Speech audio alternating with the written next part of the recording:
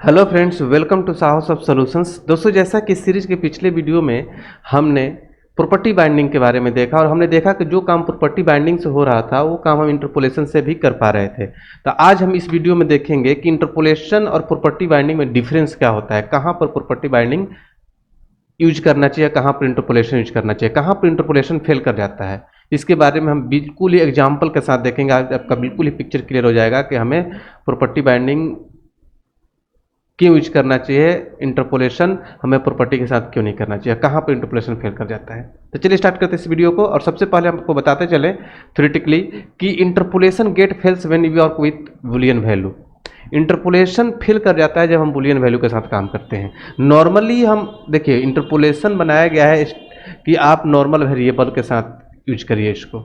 जब भी हमें किसी एलिमेंट के प्रॉपर्टी के साथ बाइंडिंग करना हो तो प्रॉपर्टी बाइंडिंग करना चाहिए। जनरली ये आपका रिकमेंडेशन है। अगर आप वहाँ पर भी इंटरपोलेशन यूज करते हैं तो कोई दिक्कत नहीं है, कर सकते हैं। लेकिन जहाँ पर अगर आपके प्रैक्टिस में रहेगा कि हम वहाँ पर इंटरपोलेशन यूज करते रहेंगे, इंटरपोलेशन यूज कर गए, तो अगर वहाँ पर कहीं बूलियन वैल्यू मिल गया तो वहाँ पर इंटरपोलेशन काम करना बंद कर देगा।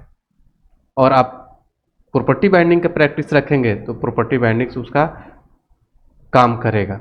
ठीक है, इसलिए प्रॉपर्टी बाइंडिंग को हम लोग रिकमेंड करते हैं कि अगर आप प्रॉपर्टी के साथ काम कर रहे हैं तो प्रॉपर्टी बाइंडिंग करिए। तो इसका एग्जांपल हम करके देखेंगे तो आपको और भी अच्छे से समझ में आ जाएगा। चलिए ले चलता हूँ आप लोगों को प्रोजेक्ट में। अगर आप नए हैं इस चैनल पर जल्दी से सब्सक्राइब कर लीजिए चैनल को और बेल के आइकन क्लिक करके रखिए ताकि जैसे कोई नया वीडियो डालूँ तुरंत आपको नोटिफिकेशन मिले। तो लिए चलता हूँ प्रोजेक्ट में। तो देखिए, ये हमने पिछले वीडियो में आप लोगों को दिखाया था प्रॉपर्टी बाइंडिंग के बारे में। इसको मैं हटाता हूँ। ठीक है, यहाँ पर मैं क्या करता हूँ कि यहाँ पर दो तरीके से हम बाइंडिंग करते हैं। जैसे इंटरपोलेशन से भी, जैसे मान लीजिए हम लिया H3 और लिख दिया मैंने इंटरपोलेशन। ठीक है, और यहाँ पर एक बटन लेता हूँ, बटन क्लिक मी। ठीक है, और यहाँ पर भी एक हम लेता हूँ मैं H3 और यहाँ पर लिखता हूँ प्रॉपर्टी बाइंडिंग। और इसमें भी एक बटन लेता हूँ, बटन क्लिक मी। दोनों में एक मैं यहाँ पर एक वेरिएबल ले लेता हूँ,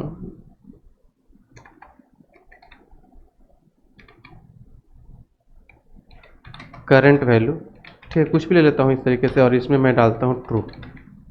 सेव। दोनों का बाइंडिंग करता हूँ। यहाँ पर इंटरपोलेशन का बाइंडिंग करता हूँ, एक डिसेबल नाम का प्रॉपर्टी होता है। ठीक है, डिसेबल। और इसमें मैं इंटरपोलेशन करता हूँ। इसमें क्या डालता हूँ, ये करंट वैल्यू डिसेबल ट्रू कर दिया मैं तो डिसेबल हो जाएगा। यही काम हम डिसेबल को यहाँ पर प्रॉपर्टी बाइंडिंग करता हूँ। ठीक है, और यहाँ पर लिखता हूँ करंट वैल्यू। देखिएगा, ये दोनों डिसेबल दिखेंगे आपके ब्राउजर में। चलते हैं ब्राउजर, देखिए दोनों डिसेबल है।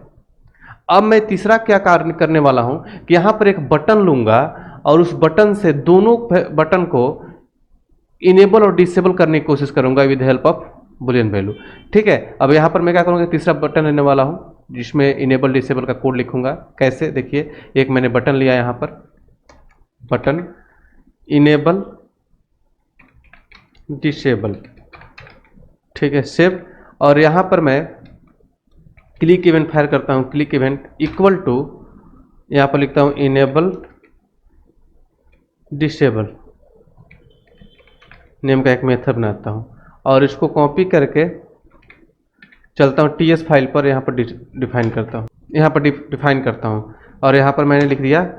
ठीक है, अब यहाँ पर मैं क्या करता हूँ, देखिए, अब इस एक ही बटन पर मैं क्लिक करूंगा तो एक बार इनेबल होगा, एक बार डिसेबल होगा। तो इसके लिए मैं क्या करूंगा कि इस वेरिएबल को चेंज करूंगा।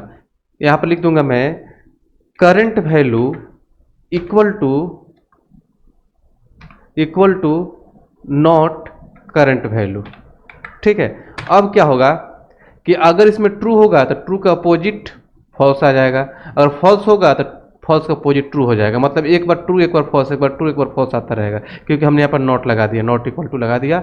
अब यहाँ पर चलते हैं ब्राउजर पर, तो देखिए इस पर क्लिक किया तो प्रॉपर्टी बाइंडिंग आपका काम कर रहा है और इंटरपोलेशन काम नहीं कर रहा है। देखिए, मतलब इंटरपोलेशन बूलियन वैल्यू को गेट नहीं कर पा रहा है, प्रॉपर्टी गेट कर पा रहा है। देखिए, इनेबल डिसेबल कर रहा हूं तो प्रॉपर्टी बाइंडिंग काम कर रहा है, लेकिन इंटरपोलेशन काम नहीं कर रहा था। इसीलिए बोला जाता है कि अगर प्रॉपर्टी के साथ काम करना है तो प्रॉपर्टी बाइंडिंग करिए। इंटरपोलेशन बूलियन वैल्यू के साथ काम नहीं करता है। नॉर्मली आप यूज कर सकते हैं अगर नॉर्मल कामों के लिए। ठीक है, नॉर्मल वेरिएबल के साथ इंटरपोलेशन यूज करिए, या फिर प्रॉपर्टी के साथ भी काम कर रहे हैं तो नॉर्मल डेटा के साथ इसका यूज कर सकते हैं, नॉर्मल डेटा टाइप के साथ काम कर सकते हैं। बूलियन वैल्यू में ये फेल कर जाएगा।